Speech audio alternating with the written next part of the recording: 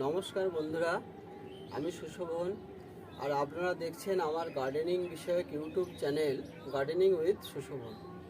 বন্ধুরা, আজকে আমি আপনাদের সাথে আমার ছাদ বাগানের কয়েকটি লেবু গাছের সাথে পরিচয় করিয়ে দেব। ভিডিওতে যে লেবু গাছগুলিকে দেখতে পাচ্ছেন, এই গাছগুলির প্রত্যেকটির বয়স কিন্তু 2 বছরের বেশি এবং এই গাছগুলি থেকে কিন্তু আমি সারা বছরেই কম বেশি লেবু পাই। আমাকে কোনো সময়ের জন্যে বাজারে লেবু কিনতে যেতে হয় না। তো বন্ধুরা, ভিডিওটা স্কিপ না করে শেষ পর্যন্ত দেখুন। আশা করি আপনাদের ভিডিওটা ভালো লাগবে। আর যে সমস্ত বন্ধুরা আমার এই চ্যানেলের নতুন দর্শক, অবশ্যই আমার এই চ্যানেলের কৃষি বিষয়ক নতুন নতুন ভিডিও পাওয়ার জন্যে আমার চ্যানেলটিকে সাবস্ক্রাইব করে নিন। আর যে সমস্ত বন্ধুরা আমার চ্যানেলের পাশে থেকে আমার এই চ্যানেলকে এগিয়ে নিয়ে যেতে সাহায্য করছেন, তাদের সবাইকেই অসংখ্য ধন্যবাদ। তো বন্ধুরা, প্রথমেই বলবো, লেবু গাছের ক্ষেত্রে কিন্তু খুব একটা বেশি পরিচর্যার প্রয়োজন হয় না। খুব অল্প পরিচর্যায় বা যত্নেই গাছ কিন্তু সারা বছরেই আপনাকে প্রচুর পরিমাণে লেবু দেবে। তবে কয়েকটি ছোট ছোট টিপস আপনাকে কিন্তু অনুসরণ করতে হবে। এই টিপসগুলো নিয়ে আজ আমি আপনাদের সাথে আলোচনা করব। প্রথমেই বলি, এটা হচ্ছে একটা মাটির টব আর দুটো গাছ কিন্তু আমি রঙের বালতি 20 লিটারের জারে প্রতিস্থাপন করেছি।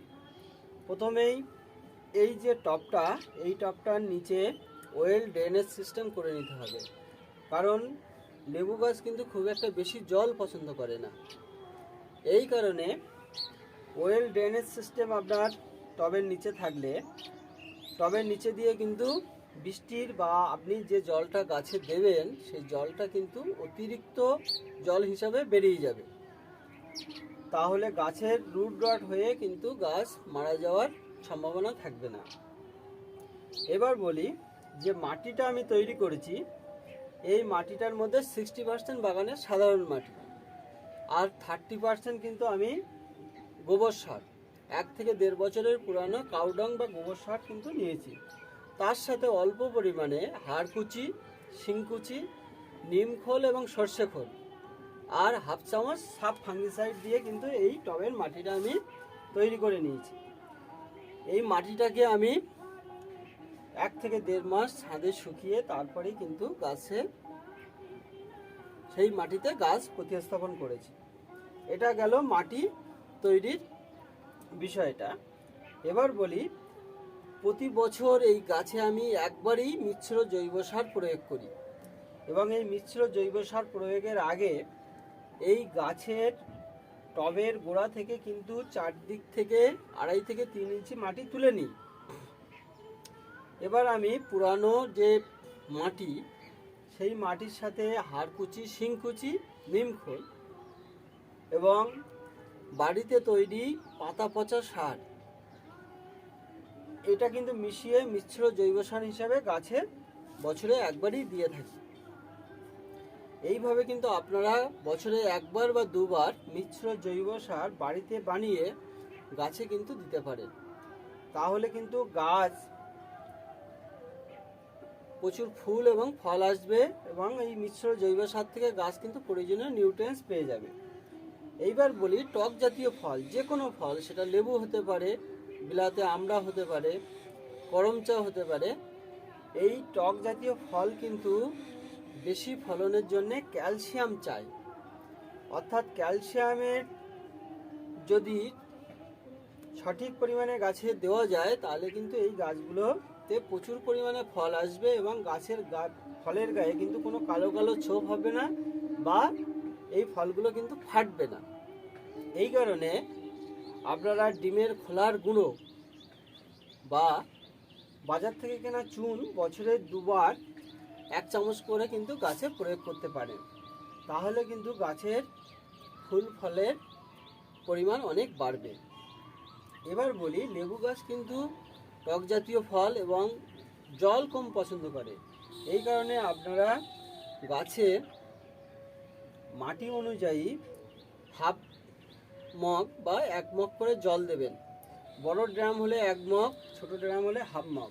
এইভাবে কিন্তু গাছে জল দিতে হবে। অতিরিক্ত জল কিন্তু দিলে গাছের শিকড় পচে গাছ মরে যাওয়ার সম্ভাবনা তৈরি হবে।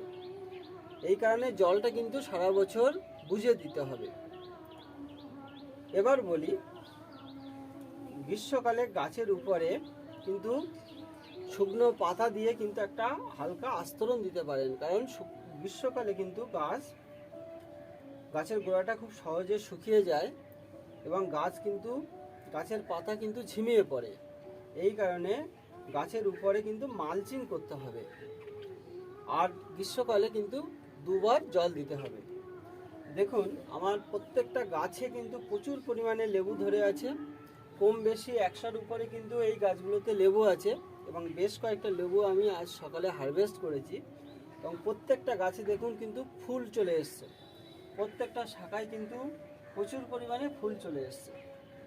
তো যখন গাছে ফুল আসবে তখন কিন্তু জলের পরিমাণ একবারেই কমিয়ে দিতে হবে।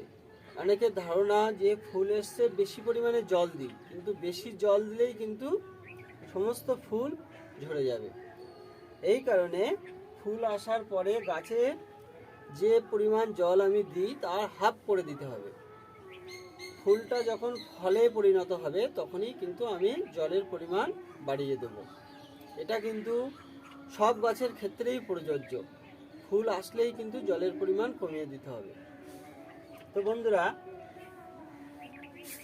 এই গাছে আমি কীটনাশক হিসাবে জৈব কীটনাশক নিম অয়েল প্রতি লিটার জলে 5 ml করে দিয়ে স্প্রে করি। প্রতি 15 দিনে একবার কিন্তু আমি নিম অয়েল দিয়ে থাকি। আর ফাঙ্গিসাইড হিসাবে, ছত্রাকনাশক হিসাবে এই গাছে আমি সাব ফাঙ্গিসাইড মাসে একবার প্রয়োগ করি। তো মোটামুটি এই ছিল আমার ছাদ বাগানে লেবু গাছের সংক্ষিপ্ত পরিচর্যা। বন্ধুরা, আমার এই ভিডিওটি কেমন লাগলো অবশ্যই কমেন্ট করে জানাবেন। আর ভালো লাগলে লাইক শেয়ার করবেন। দেখা হবে পরবর্তী নতুন ভিডিওতে। ততদিন সবাই সুস্থ থাকবেন, ভালো থাকবেন। ভিডিওটি দেখার জন্যে আপনাদের সবাইকেই অসংখ্য ধন্যবাদ। সবার দিনটি শুভ হোক।